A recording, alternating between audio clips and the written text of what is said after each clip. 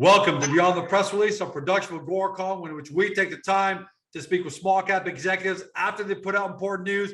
And he's put out important news today, big news. Terry Lynch, CEO of Power Nickel, trades in Canada under the stock symbol PNPN, and for our friends in the US under CMETF.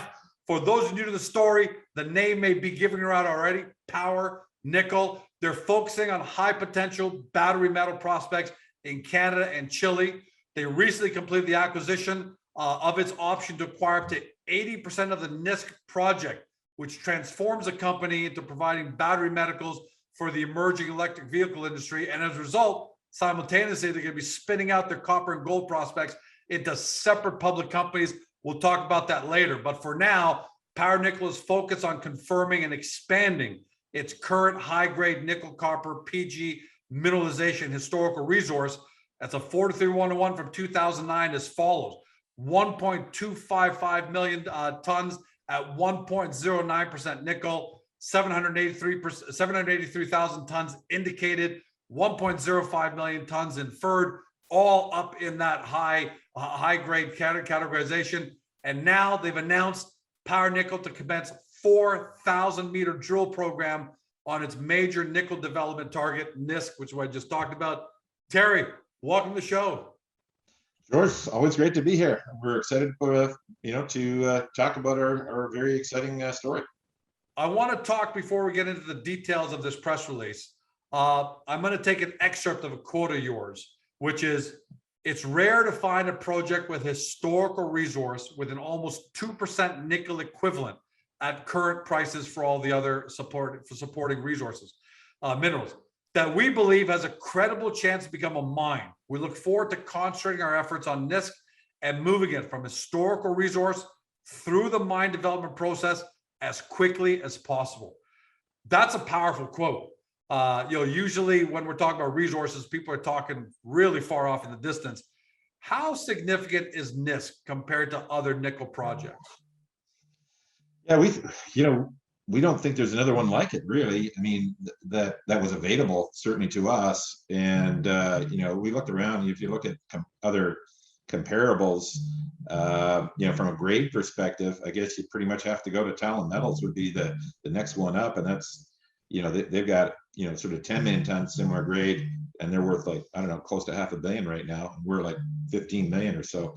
So we looked at it as like a category killer, and that potentially, and I mean, to get to be a mine, you probably have to get to 10 million tons. So, we're at 3 million historical.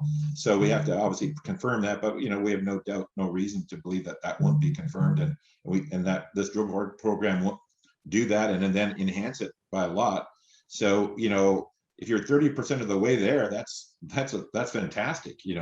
As you know, it's tough to find a resource. So, and now we did 3D modeling on this resource for the first time in history, and with a modeler that's already modeled 2 successful mines in that area. So I know that's a good piece of information. Oh, so yeah, already modeled 2 successful mines in that area. Yeah, I know that. I mean, there's geologists and geophysicists, but everyone's got their area of expertise. So a guy who's fantastic in BC's Golden Triangle, may not be great in Peru, or may not be awesome in James Bay. So when we have somebody who's got domain expertise in James Bay and has successfully modeled a couple of big deposits up there, I mean, they know the lay of the land. So this is the best we can get, right? And so we're really excited about what work they have done, and we're basically following that work on our exploration program. So we're pretty pumped about it. Suffice it to say that you're really, on a scale of 1 to 10, extremely happy with how the company is positioned, because you got the Nisk Project, which is great right now. You've got a great company doing the 3D modeling, and you're about to enter this great drill program. Suffice to say, you're loving where you're at right now. Totally. Yeah. No, we it's how it is. We raised our money at 25 cents and 40 cents. So now the stock's like around 20 or 21 today or something. So often it takes time to take money in junior mining and actually put it to work properly. And unless you're sort of like a windbag coming out with all sorts of BS releases, which isn't us, we don't do that. We sort of got to work, you know, you get the permits, you get the drilling crews lined up, you do the science the right way, and then you're ready to go. So we're ready to go now, and we're all systems go. And now we want to get out and tell the world, hey, this is a great story, and you should be looking at it. And if you're an investor in battery metals, or you're an investor in mining, then you should be considering us, because we're a hell of a deal. So let's talk about this drill program, because obviously this is really important, because you want to come out, you want to upgrade your resource estimate, you want to upgrade your 43101. I'm going to go to my last question first in this part. Will this 4,000 meter drill program, will that be sufficient to get you to upgrade the historical resource estimate, or will you need to do more after that? No. This whole program has been designed to basically allow us to put out a new 43101, an updated one. So the same engineering firm that did the 3D modeling is going to be our QC. So that, you know, the good news about that is, you know, they're already working on the 43101 in terms of all the prep work and the steps that need to be taken to qualify. So, you know, as soon as we generate the assays, that'll fold into their models, and they'll turn this over very quickly. So we're expecting that we'll have a new 43101 in Q1, probably sort of end of January, early February would be my expectation. And I was just, look, my next question is timeline. When does the drill program start? When does it end? And when do you think you'll have enough information to put out a new resource estimate? So we expect that the drilling will start early next week. It's a 4-week program, give or take. And wow, that's fast, Terry. Yep. I mean, you guys are really moving. Yeah, you know, I mean, it's basically 15 holes. So, you know, ranging from 80 meters to 450. So, you know, it's not going to be crazy drilling. So it shouldn't be, you know, we're not expecting anything untoward up there. Very experienced crews, worked in the area many times. So it's you know, very competent at what they do. So we're hoping to get that turned around in the assay labs 4 to 6 weeks. And then, so that would put the, you know, sort of results in sort of mid-Jan, and then sort of, you know, I think probably early February for the resource, because we're working with the, you know, we're not starting from scratch. Usually people wait until they get it all done and then they start the process, and it's like 2 months. But we because the advisor is working with us, we'll be able to expedite that, and so we're, you know, we'll be able to turn around very quickly.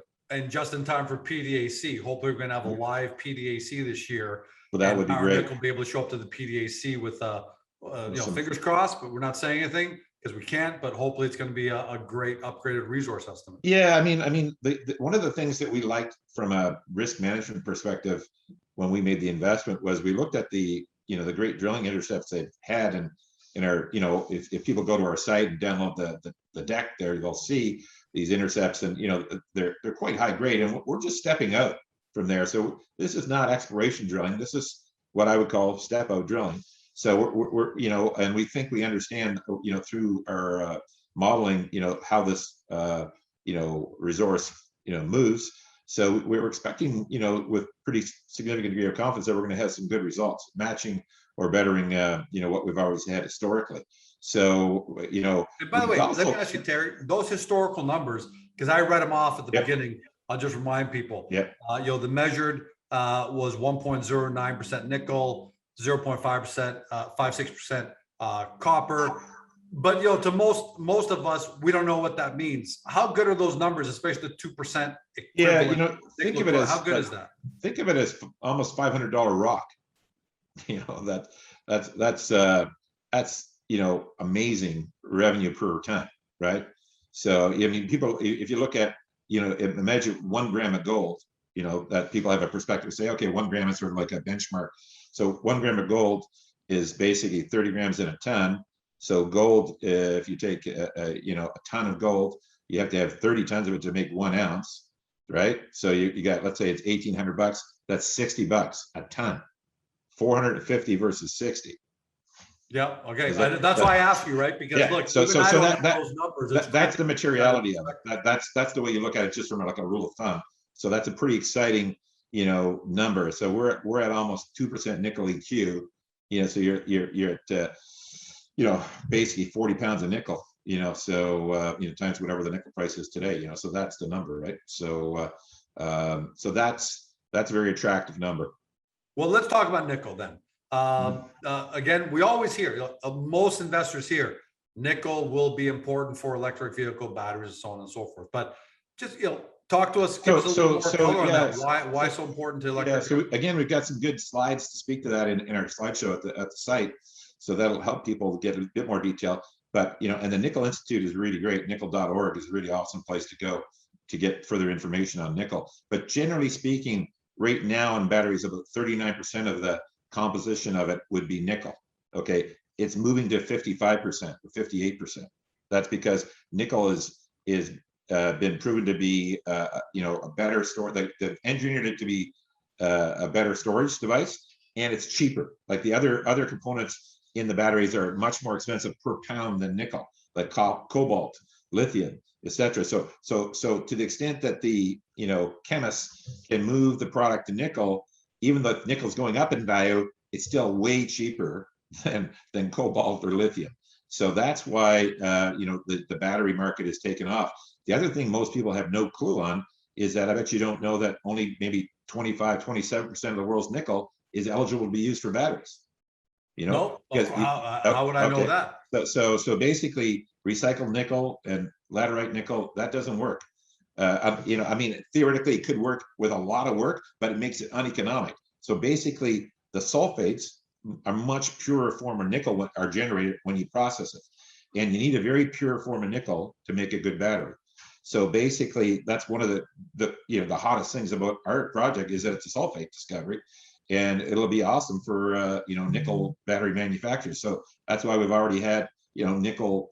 I've had guys from China and Korea that are representing nickel battery manufacturers contacts us and say, hey, we're interested in your project, and you need financing, and no, that type of thing. So, but that's why, because these things are super rare.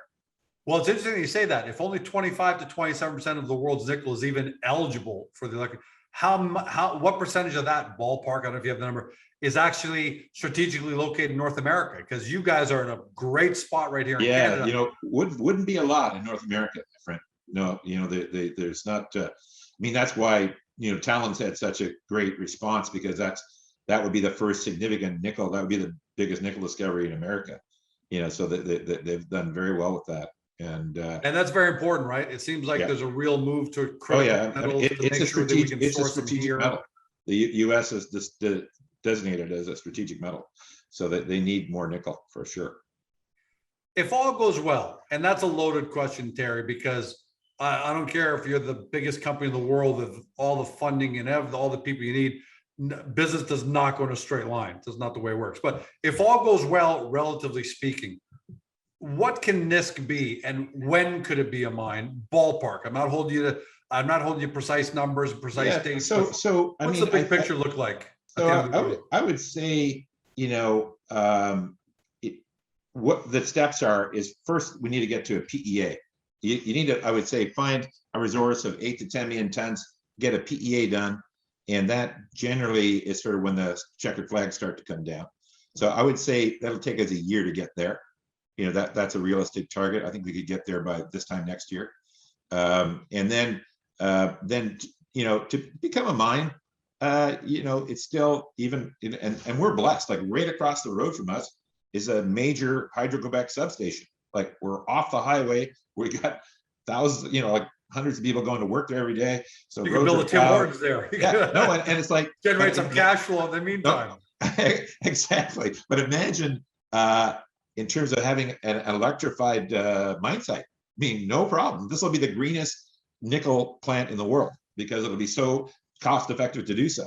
So I think, how quickly could you build a mine? I mean, I would say realistically, George, you're probably looking at 5 years, because any way you look at it, you still have to go through your environmental reviews, and you got to do your pre-feasibility study, feasibility study. Mining is it takes time, But I mean, our game, just so everyone's clear on why they should invest in Power Nickel and how they might profit from it, our game is to find the mine, prove it can become a mine, define how big that mine can be and how profitable, and then it's to sell it, because we're not going to build good. it. I was actually going to ask that. That's not what we do. All the way through, or do you No. want to sell it in a couple of No, years? so we could be out of this thing in 12 to 24 months. That would be the plan. And we could go out there and, find a resource, prove that it's mineable, and show the economics, and then we would look to sell it to a developer, and they would take it the rest of the way. So I'm glad that's you answered that question, because sometimes investors say, man, I can't wait around, especially in this new age, right, Terry? yep. Everything moves fast. You tell What have you done for someone, me lately? Yeah, wait for George Com for 5 years. Like, oh man, 5 years. That's yeah. there's a million things that can happen in 5 years. So I'm glad that you gave us a time frame, that ballpark. If, by the way, for everybody at home, Terry's not giving a specific date. We're not, but we're talking. The company is allowed to talk about what's its big picture plan, and that's the big picture plan right there. Exactly. And I think from a investment perspective, what you want to do, I think the smart guys do in this space is, if you find a company that's got a resource, that's got a shot at being a mine, that's a great time to ride the deal, because I mean, you're buying us for exploration prices right now. We're trading for nothing, and we've got a historical resource. It's got to be reconfirmed, but that's a pretty good bet. If this thing, now we're looking at extending it, and what's interesting, we're working on one pod. The way these nickel sulfate deposits work globally is they're usually multi-pod. It's not one. Mother Earth doesn't do it like that. It's not just one pod. Yeah, it doesn't deposit all in one place. Yeah, it's like it's not a treasure bag. Yeah, it's like always typically 3 or 4 of these things. So we're working only the one we know. We've got geophysics on the 3 other ones that we think are very likely to contain the same stuff, but we're not going to test that until we reposition the company, because we're trading so cheap right now. We need to sort of show people what we are, that we are a major nickel discovery, could well become a mine, get people to sort of recognize that and translate that into value proposition, and then we'll go from there. But I think that's super exciting. And if the interview ended right there, Terry, who wouldn't be happy with what you're talking about? Both current investors or prospective investors say, okay, this is definitely something I got to take a much deeper look into for sure. But on top of that all, right, you're also spinning out your gold and your copper projects into separate Pubco. So Power Nickel essentially is going to spawn 3 companies: Power Nickel, Gold Co, Copper Co. Can you give us an update on what those spinouts are looking like, just briefly? Yeah, when we first looked at it, we were going to do separate ones for BC and for Chile, and then Chile ran into its issues with its current constitutional debate, and what's happening in Chile right now is you've got a right-wing government and a left-wing constitutional committee, and they're determining effectively in many cases the business fate of the country. And until that's decided, it's not in our interest as an investor, to be putting a lot more stakes in Chile. To be honest with you, we love Chile. We think they will work it out. But listen, we're playing with other people's money, including my own. And it doesn't make sense from a risk perspective. We're putting more risk on the table there. We're keeping our claims, we're keeping our people going, we're looking at exploring joint ventures, but we're not putting fresh capital on the table. So that's not a healthy environment to have a spin-off in. So we've basically decided just to merge Chile in with BC, because they're both copper gold. So it's going to be one company. It's going to be called Consolidation Gold and Copper. And basically for every 25 shares of Power Nickel you have, you'll get 1. I mean, it's subject to shareholder approval and blah, blah, blah. But generally, that's how they'll work. There'll be a company that has about 16 to 18 million shares outstanding, of which 20% will be in the public hand, 80% will be held at Power Nickel. So that's a tremendous structure. I know you're a structure guy. You know that that's a ridiculous structure. And the reason why you do that is that you don't want to put 100% of the shares in the market at once, because some people just may baff it out for no reason at all. Whereas you put 20%, it's a free gift, and they figure, let me just, it's a free dig. It's a freebie. And I'm telling you, in my mind, this particular deal is worth our current market cap. We love our gold and copper properties in BC and in Chile. Chile, we're saying, hey, business prudence suggests that we don't activate that today, but our Golden Triangle property, it's in the heart of the action, man. It's just beneath, it's beneath Strike Scotty Resources, above Strike Point, just beside Ascot, like overlooking the town of Stewart. It's never been drilled on. They've drilled right up to the border, got some tremendous results, and we've gotten, we were on there this summer, did a bunch of work, got some geophysics coming back on that'll gear up their drill program for next year. So it's got porphyry targets that look amazing, never been tested. I mean, it's from a junior mining perspective, it doesn't get any more exciting, but it's obviously a different animal. It's an exploration program, and you have exploration risk, but we think it's pretty amazing, and we have no doubt that worst case we could always sell this ground to Scotty or Strike Point because they'd love to have it. But we think that we may have the cherry, so we're gonna test that. So so our shareholders are going to get a really great structured company that's got some tremendous assets in it in BC and in Chile, and we're going to have another date with Destiny this summer. And I was going to say, any ballpark when that might happen? Yeah, so we'll look to get it approved at our annual meeting in December, and we'll look to get the legal process done in Q1. So I would think it sometime later Q1, that'll be February, March. People would have the new entities stock in their accounts. So much going on at Power Nickel, Terry, and it's all great. So great to see. Like, you guys done a great job of maintaining these projects, moving them forward. With Nisk, you went out, you acquired the option. You guys, and now it looks like 2022 is definitely going to be a year of excitement because there's so much going on. What that translates into, we don't know and we can't say. But all the factors look great, and that's up to investors do their own due diligence to make that determination. But congratulations, Terry, as a shareholder, as a friend. Congratulations on what's happened at Power Nickel. And I can't wait for this 4,000 meter drill program to start. Oh, by the way, are you going to bring out the assays piecemeal or all 15 holes in one shot when it's all done? You know what? That's a question that we haven't really determined yet. I guess if they're coming back, in parcel, it would release them as we receive them. That would be my take. I don't see why we would hold them up. All right, so then we don't got to wait for the full 6 weeks. We may have every 2 to 3 weeks after you've begun drilling. Yes, that would be a good strategy, I think. Good luck, Terry. Good luck to you and your team. Hoping you hit it out of the park. And as always, thanks for joining us to talk to everybody. You're always an amazing interview. And by the way, I want to say it again. You're also, a lot of people watch this may not know this, but you're also a very big friend to the small cap world for the efforts you've undertaken with a team behind you, a lobby group, to try and put an end to short selling in the Canadian small cap market. So, I always want to thank you for that as well. And can't wait to have you back next time.